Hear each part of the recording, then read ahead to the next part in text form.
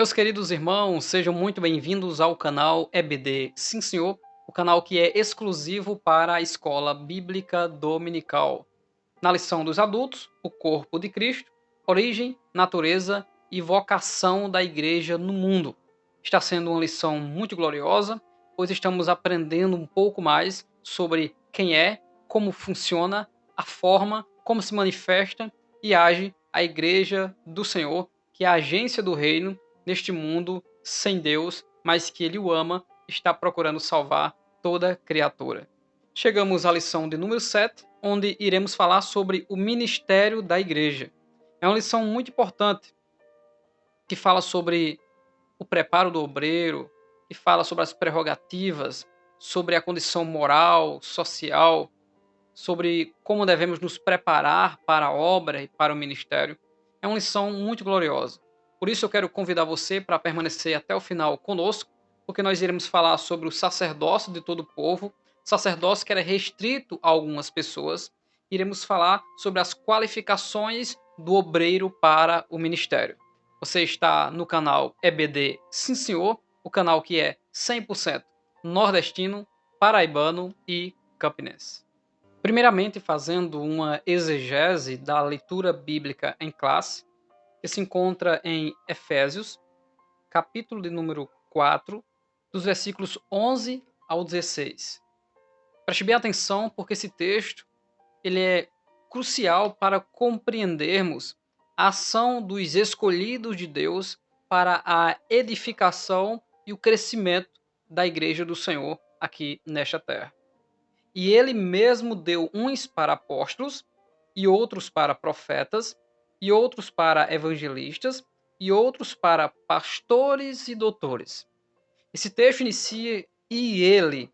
Esse ele é Jesus Cristo. Então Jesus Cristo deu os ministros. Então Jesus Cristo, ele mesmo deu uns.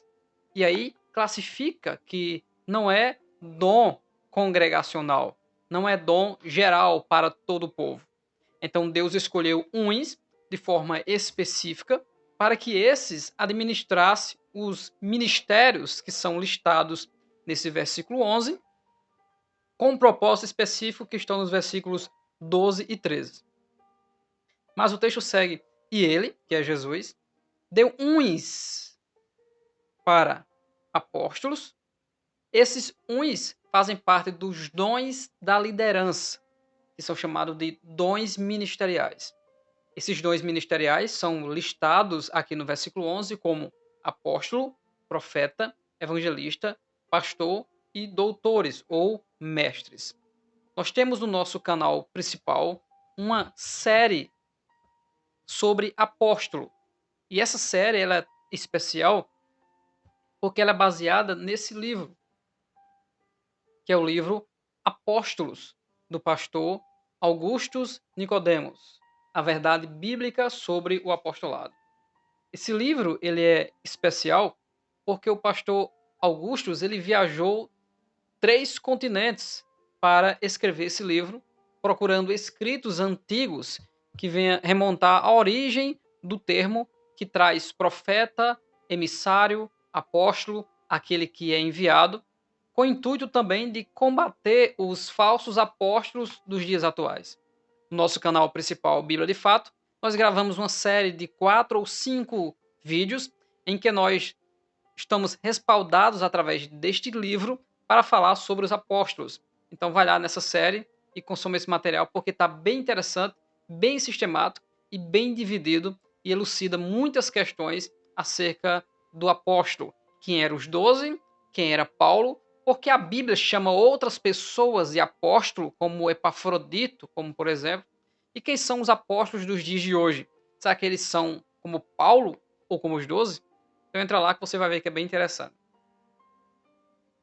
Depois de apóstolos, profetas, evangelistas, pastores e doutores. E no próprio canal Bíblia de Fato, cada um desses ministérios nós temos vídeos específicos. Então você pesquisa no YouTube o ministério e o nome do canal, Bíblia de Fato, e você terá um conteúdo muito rico que vai lhe abençoar nas pesquisas sobre os 5 dons ministeriais. Depois o versículo 12 ele diz: querendo o aperfeiçoamento. Porque ele usa a palavra querendo. Em doutores está vírgula, então é uma continuidade. Pastores e doutores querendo o aperfeiçoamento. Então, ele, Jesus, querendo o aperfeiçoamento dos santos, deu à igreja essa liderança. Apóstolo, profeta, evangelista, pastor e mestre. Querendo o aperfeiçoamento para quê? Para a obra do ministério. Então, esses líderes capacitados pelo Senhor já foram capacitados por outros que vieram antes deles e eles estão agora capacitando a geração que está vindo. Então, é uma obra de constância na doutrina, de permanecer a igreja firme, elucidada das questões bíblicas, protegida da heresia e fortificada em Cristo, que é o nosso fundamento, para edificação do corpo de Cristo. Então, os 5 dons ministeriais, eles servem para o aperfeiçoamento do ministério. Que interessante. Esse é o propósito desses líderes, que continua aqui no versículo 13. Até que. Então, esses líderes eles vão aperfeiçoando o ministério, edificando o corpo de Cristo, até que todos, ou seja, até que a igreja, todos, cheguemos à unidade da fé e ao conhecimento do Filho de Deus, a varão perfeito, nós, a varão perfeito, a medida da estatura completa de Cristo. Então, o texto está falando de maturidade do povo de Deus. Então, Deus levanta a liderança, liderança provada, testada e aprovada pelo Senhor. E essa liderança agora tem capacidade de Deus para edificar a vida dos outros que entendem o temor e a reverência que deve a Deus e ao ensino da liderança. E esses vão sendo amadurecidos, aperfeiçoados no ministério, para que possam aperfeiçoar os outros também. Não é isso que Paulo disse a Timóteo em 1 Timóteo 4,16? Tem cuidado de ti mesmo e da doutrina, persevera nestas coisas, porque fazendo isto, te salvarás tanto a ti mesmo como a os que te ouvem. Então Deus escolheu em Cristo Jesus os 5 ministérios para o aperfeiçoamento e o crescimento da igreja até atingir uma estatura. Então, quando atingir essa estatura, o que é que vai acontecer? No versículo 14 ele diz: para que não sejamos mais meninos inconstantes. Então, enquanto não aprendermos que a vida cristã tem tribulação, tem sofrimento, e que a Bíblia Sagrada diz que quanto mais vem sofrimento, muito maior é o poder de Deus, é a graça de Deus e é o crescimento espiritual. Quando não entendemos isso, estamos dentro da parábola do semeador, frutíferos, ou melhor, infrutíferos por causa das pedras e dos espinhos, mas frutíferos quando perseveramos em meio a todo o sofrimento e vencemos pela fé. O próprio apóstolo Paulo também disse a Timóteo: sofre, pois, as aflições, faze a obra de um evangelista, cumpra o teu ministério. Paulo também diz: eu me gastarei, Atos 20 e 24, e me deixarei gastar pelas vossas vidas. Alguém que está maduro sabe que não há volta ao chamado. Deus nos chamou para fazer a sua vontade. E nada, nem um ser sobrenatural, diabo ou demônios, nem pessoas não crentes maliciosas ou pessoas cristãs também que não são verdadeiramente discípulos de Cristo, ninguém pode parar a igreja e aqueles a quem o Senhor chamou para o ministério. Então, o objetivo de sermos aperfeiçoados no ministério e atingirmos a medida da estatura completa de Cristo é não sermos inconstantes, é sermos firmes e constantes e abundantes. E não sermos levados em roda por todo o vento de doutrina. Ele está dizendo não ir de encontro com a maioria. Porque ele cita a palavra vento. É como que algo que vem de repente para lançar ao chão. Então, essas falsas doutrinas, falsas músicas, por exemplo, falsos vícios em pregações, eles vêm para tentar atrapalhar o povo de Deus. E eles são gerados pelo próprio diabo, que combate e luta contra a igreja do Senhor para tentar atrapalhar o entendimento do povo de Deus. E ele diz: pelo engano dos homens que, com astúcia, enganam fraudulosamente. Paulo, em 2 Timóteo 3, ele diz que nos últimos dias haveriam homens amantes de si mesmos, presunçosos, avarentos, aborrecedores de pais e mães, ingratos, profanos, irreconciliáveis, mais amigos dos desejos da carne do que amigos de Deus. E ele aconselha: destes, afasta-te.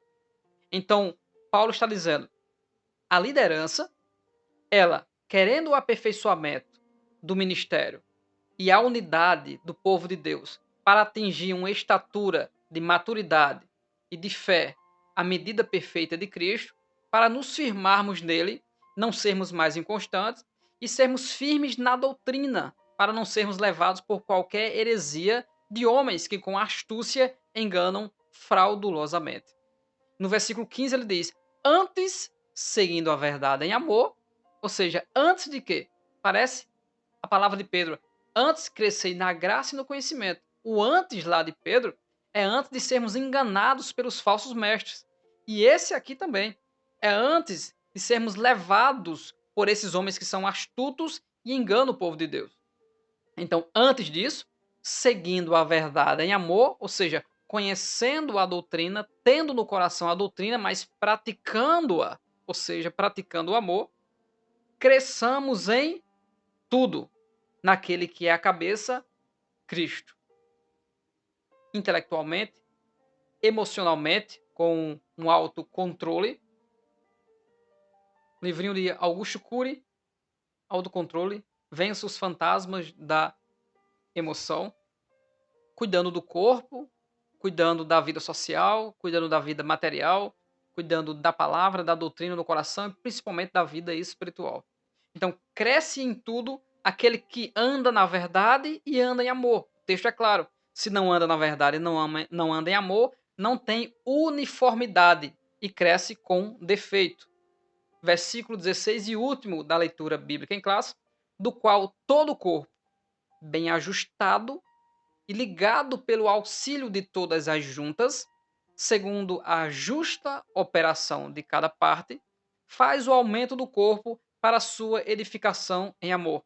Paulo está falando de um crescimento uniforme, em que cada parte do corpo cumpre o seu papel. E assim o corpo pode se locomover de forma correta, viver de forma correta. Assim é a igreja.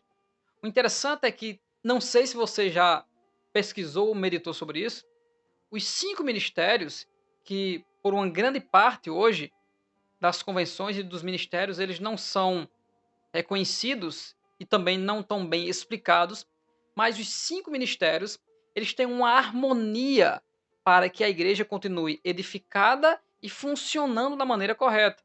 E essa harmonia, Paulo está falando sobre ela no versículo 16. Então, qual seria a harmonia dos apóstolos, profetas, evangelistas, pastores e mestres? Os apóstolos são os emissários, aqueles que hoje nós chamamos de missionários, que são aqueles que são enviados pelos líderes, que são os pastores, para abrir caminho aonde não se ouviu falar do evangelho, ou seja, para estabelecer igreja nesses lugares. Então, o apóstolo é aquele que vai na frente de todos os outros, é aquele que tem acesso a todos os outros, é alguém altamente capacitado para apacentar, para ensinar, para pregar, debaixo de grandes lutas sobrenaturais, porque está abrindo terreno em meio à mata fechada dos espíritos malignos. E esse que estabelece pessoas salvas através da pregação, ele agora precisa de obreiros que o ajudem. E aí ele tanto anda com esses obreiros, como treina e edifica obreiros por onde ele anda. Assim era o ministério de Paulo. E o profeta, ele é alguém que é usado por Deus de forma sobrenatural, pelo dom de discernimento da palavra, pelo dom de sabedoria da ciência, em que Deus revela a necessidade do povo daquele momento e ele, através da palavra de Deus, prega aquilo que o povo necessita ouvir para a exortação e consolação do povo, para que eles permaneçam firmes na mensagem que eles receberam do apóstolo. Depois vem o outro obreiro, o evangelista, que ele sempre está na frente, ou seja, na igreja local, esse evangelista agora vai, depois que o apóstolo fez essa obra e o profeta está consolando os irmãos, o evangelista continua a obra para ganhar as almas daquela região. Ele é um missionário local, enquanto o apóstolo é o missionário que vai mais à frente, ele vai abrir mais caminho. Esse evangelista, ele ganha alma, ele pesca a alma, ele discipula, ele ensina a palavra a essa alma, batiza essa alma nas águas e entrega ela ao pastor. Então nós já temos o missionário, o profeta, o evangelista e o pastor. Usando essa mão, o pastor ele tem uma aliança com o povo de Deus.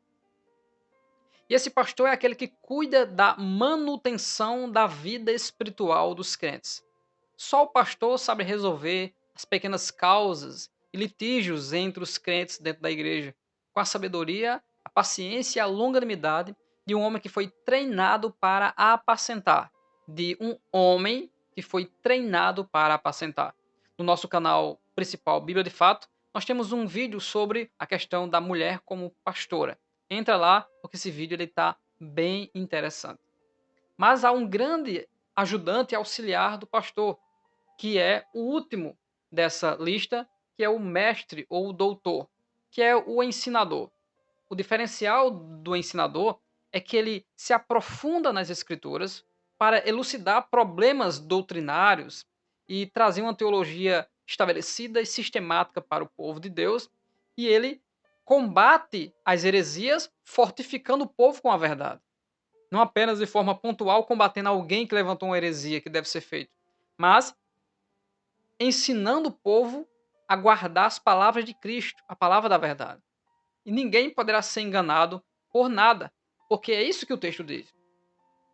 O povo de Deus é edificado, é aperfeiçoado, sobe até uma estatura de maturidade, e eles agora não são mais inconstantes, não são levados por nenhuma doutrina falsa, os homens não conseguem enganar eles, e eles agora andam em verdade, em amor e crescendo em tudo.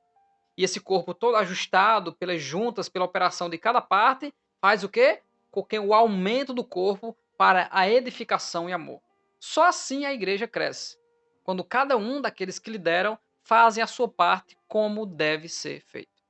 Depois desta exegese, fica fácil compreender qual é a proposta do autor da lição de número 7, o ministério da igreja. Primeiramente, ele traz a explicação sobre o sacerdócio desde a antiga aliança até a nova aliança.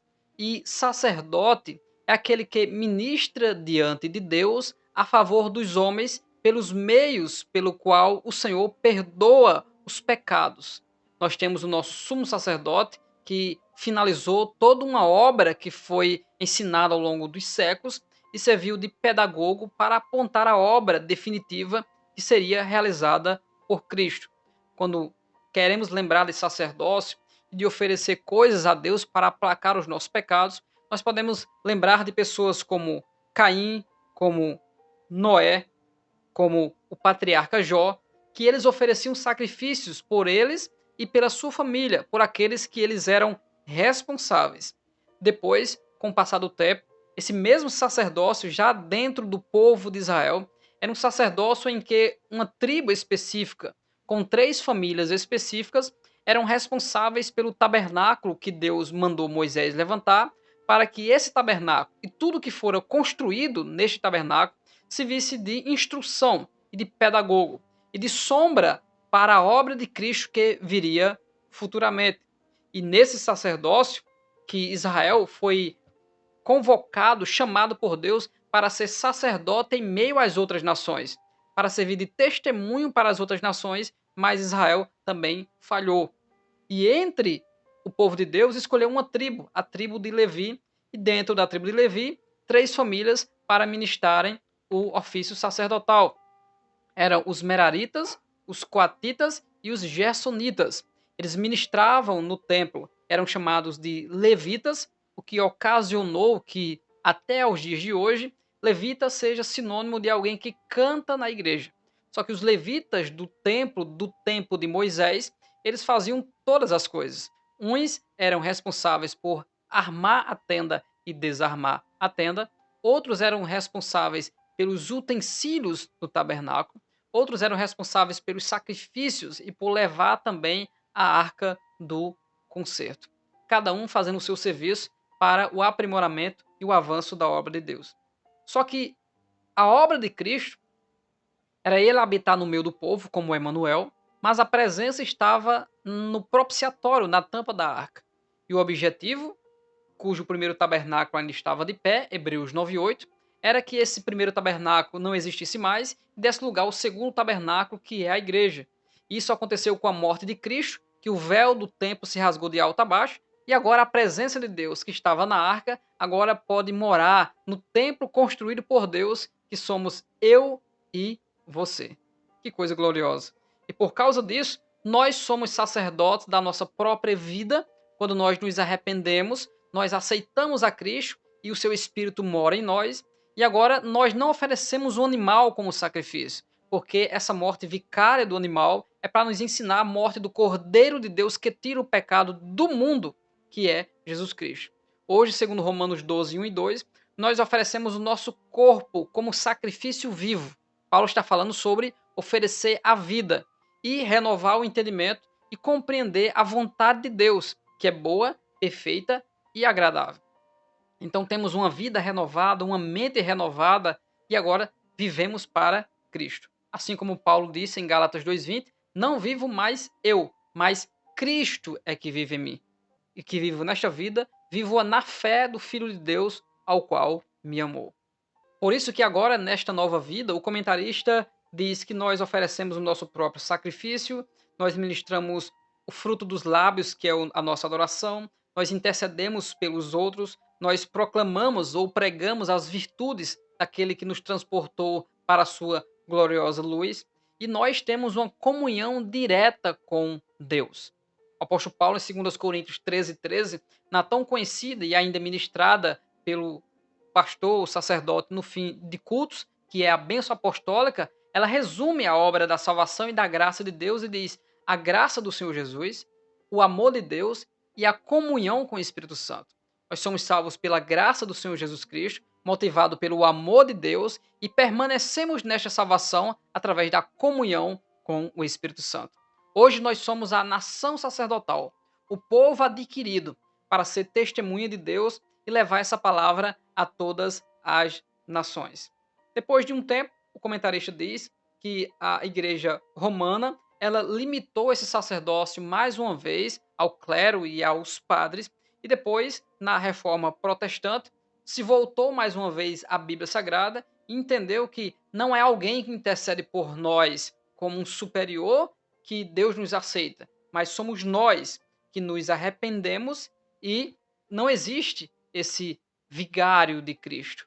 Cristo é a nossa propiciação. Ele que nos salvou. O comentarista vai para o tópico de número 2, a estrutura do ministério, desse ministério quintuplo, que nós já resumimos ele aqui, e falamos sobre a harmonia desse ministério e resumimos um pouco sobre a obra de cada um. E depois ele entra no terceiro e último tópico sobre as qualificações para o ministério. E esse tópico ele é muito importante e você poderá, meu amado professor de escola bíblica dominical, detalhar um pouco mais sobre as qualificações do obreiro para o ministério, segundo 1 Timóteo, capítulo 3, e também Tito, capítulo 1. E essas qualificações para aquele que almeja essa excelente obra que é o episcopado são várias. E dentre essas qualificações, ele tem que ter um bom casamento e administrar a sua casa, porque se ele não fizer isso, ele perdeu a fé e é pior do que o infiel, tendo muito cuidado para não veredar pelo caminho da fama e do dinheiro e não esquecer a sua família, achando que as coisas que ele faz na igreja é mais importante do que a sua esposa e os seus filhos, coisa que muita pessoa tem se enganado e tem perdido o seu casamento. Deus está em primeiro lugar e ele nos deu uma obrigação sacerdotal na nossa vida, que é cuidar da nossa casa. Essa é a prioridade para o obreiro. Se ele cuidar da sua casa, ele cumpriu o seu ministério. E se ele tem um chamado de Deus, ele ainda vai ter capacidade emocional, intelectual e espiritual de cuidar também da casa dos outros através do ensinamento e da exortação da palavra de Deus. A admoestação do Senhor, ela cura, salva, edifica e firma o crente na palavra de Deus. Essas qualificações morais elas estão relacionadas ao caráter, estão relacionados a alguém que é trabalhador, que tem uma vida social boa, em que até aqueles que são incrédulos tem palavras boas para pronunciar a respeito dessa pessoa, se muita gente está negando um líder ou falando mal deste líder, será que sempre as pessoas estão erradas? Ou alguma coisa deve estar acontecendo com essa pessoa que é, entre aspas, desprezado pela maioria?